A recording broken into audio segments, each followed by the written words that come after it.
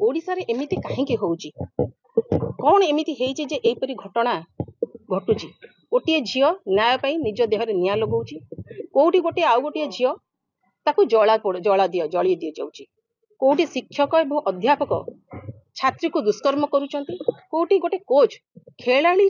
पिला खेलाड़ी स्टूडेंट प्रति दुष्कर्म करूची ए सब होउची काहेकि ता प्रमाण करूची सरकार एवं प्रशासनर निष्क्रियता एवं विफलता।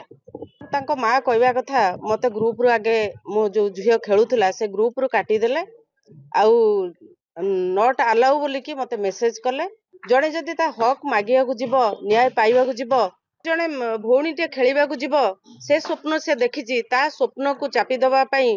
ता ठारू छड़ाई नउचंती तेणु आज देखंतु ए अपारक ता सरकार जहाँकि से गुण वर्षक भितर खजीर गछर मूलरू पाहच तांको कथा कहले सरीबनी कहीं ना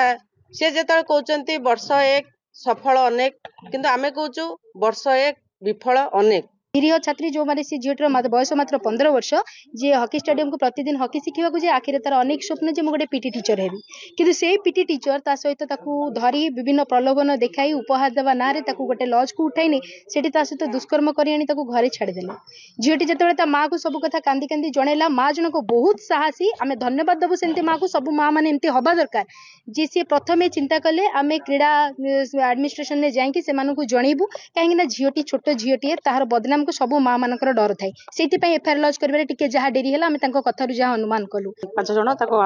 इंडोर स्टेडियम को लेकिन जावाई कही एमती गण दुष्कर्म करिसेंती जोटा अति निंदनीय कथा दुखर कथा एवं जाजपुर सबुठारु